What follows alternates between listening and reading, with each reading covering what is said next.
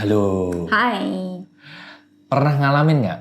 Semakin kita berusaha melupakan seseorang atau peristiwa, kok malah makin inget ya? Gitu. Nah, solusinya gimana dong?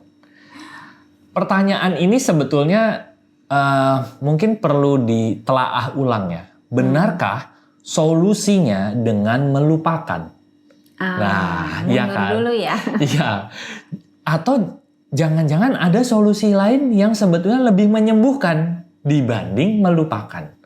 Nah, jadi gimana Bu? Dari sudut pandang ini. Karena kita pikir dengan melupakan maka masalahnya hilang. Selesai gitu ya. Sebetulnya gimana? Jadi sebetulnya biasanya kita perlu mundur dulu ke kenapa sih kita pengen melupakan hal tertentu atau orang tertentu. Ini mirip dengan video minggu lalu ya. Bahwa kita biasanya ingin sesuatu berubah karena hal tersebut memicu rasa tidak nyaman. Kalau dalam hal ini berarti ingatan kita, memori kita itu menimbulkan rasa tidak nyaman. Sehingga akhirnya kita berkesimpulan, oh untuk membuang rasa tidak nyaman ini, memorinya aja yang kita hapus. Gitu kita lupain aja. Jadi akhirnya muncullah harapan, ekspektasi, aduh harusnya saya bisa lupa nih gitu ya. Karena kalau lupa berarti kan nggak ada perasaan yang akan terpicu lagi gitu. Tapi lucunya selama perasaannya belum selesai, memori itu entah gimana kok muncul lagi. Gitu kan. Nah, berarti sebetulnya yang perlu kita balik lagi, kita perlu melihat bahwa sebetulnya seluruh kehidupan kita itu tentang perjalanan kesembuhan. Perjalanan untuk kita utuh kembali. Jadi sebetulnya apapun di dalamnya itu adalah jalan dan fasilitas untuk kita mendapatkan itu. Nah, berarti sebetulnya alih-alih kita berharap lupa, sebetulnya kita bisa melihat dari sudut pandang lain bahwa kejadian itu kalau masih kita ingat dan menimbulkan reaksi tidak nyaman gitu ya. Berarti sebetulnya kejadian itu tuh masih bisa mendatangkan sesuatu untuk kita. Makanya dia masih balik lagi dengan perasaan yang nggak enak gitu kan. Gitu, ya. Jadi sebetulnya alih-alih dilupakan, kalau misalnya perasaan itu datang atau memori itu kita ingat kembali, itu sebetulnya adalah kesempatan atau waktu kita belajar untuk menyelesaikan PR di balik peristiwa yang kita anggap menyakitkan itu, gitu ya? Iya, itu adalah sebetulnya jalan untuk kita selesai dari rasa tidak nyaman itu secara permanen. Gitu. Karena kalau kita cuma lupa, pas lupa beres. Tapi nanti ada sesuatu yang mengingatkan, muncul lagi. Berusaha lupain lagi, abain lagi, beres. Tapi nanti muncul lagi. Nah, itu yang membuat kita makin lama makin nggak nyaman karena kok berulang-ulang muncul lagi. Berarti memang sumbernya itu ada sesuatu yang belum beres di dalam diri kita, sehingga men-trigger akan ada mungkin peristiwa-peristiwa lain atau orang-orang lain yang menimbulkan rasa tidak nyaman itu, yang mungkin mengingatkan kita pada memori-memori tidak nyaman itu. Karena sebetulnya triggernya masih kita simpen nih, bara apinya tuh masih menyala ya, di dalam diri kita dan kita belum sadar ini sumber kebakarannya dari mana gitu ya. Nah, betul. Berarti sekarang apa yang perlu kita lakukan supaya kita bisa menyelesaikan perasaan tidak nyaman itu? Karena melupakan kan bukan solusinya sebetulnya. Iya, betul. Karena sebetulnya kita benar-benar sembuh itu ternyata bukan kalau kita lupa.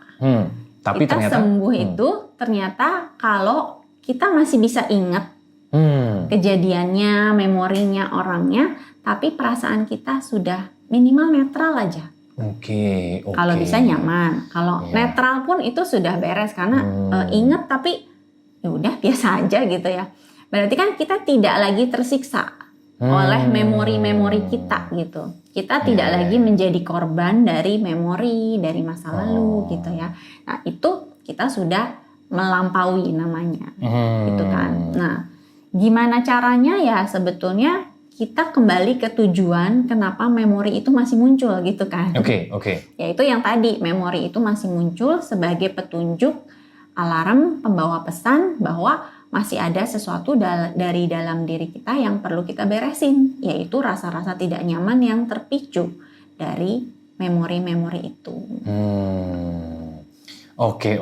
Jadi ini kebalikannya ya. Kebalikan dari sebuah quote katanya.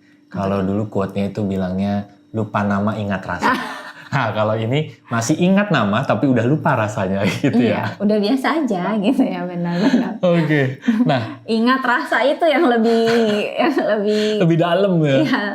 Nah, sekarang gini, bagaimana human design atau individuation and healing journey itu bisa membantu orang mengatasi perasaan yang tidak nyaman akibat peristiwa masa lalunya?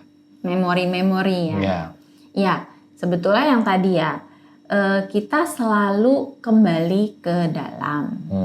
Dan cara mengubah rasa kita itu sebetulnya adalah dengan pertama-tama mengizinkan dan menerima dulu rasa itu untuk kita rasakan sepenuhnya. Karena sebetulnya rasa itu kan kayak aliran ya. Selama alirannya belum beres, dia akan terus berusaha mengalir gitu. Karena dia sebetulnya cuma perlu dihabisin gitu kan. Nah, cuma kadang-kadang kita kan sulit menerima ya. Nah, sebetulnya dari human design, Gene Keys, individuation journey gitu ya.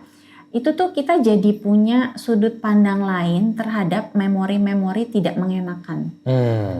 Gitu ya. Misalnya contoh kita lagi bahas satu Gene Keys, satu shadow kita. Ternyata shadow itu adalah gerbang pembuka untuk gift-nya kan. Ya.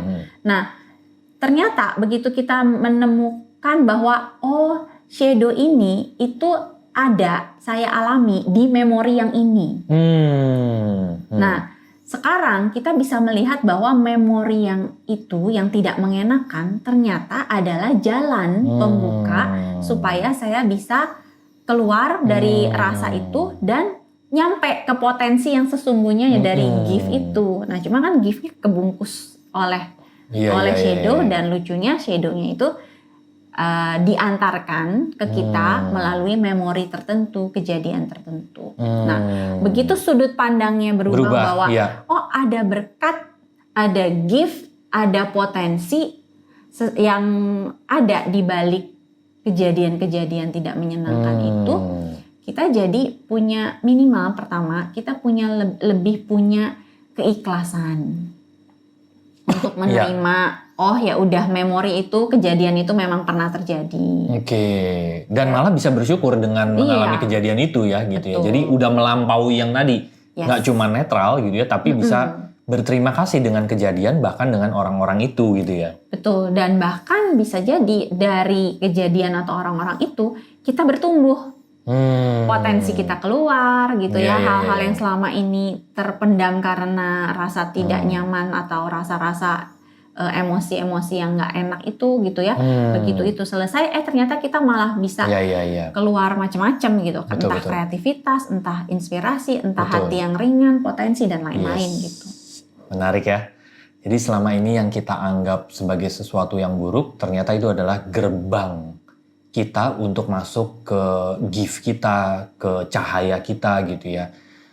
Itu sesuatu yang menarik gitu ya. Nah buat teman-teman yang mungkin sekarang masih, gimana bisa melihat itu sebagai sebuah gift saya ya. Kayaknya sekarang lagi masih dalam masa-masa kegelapan.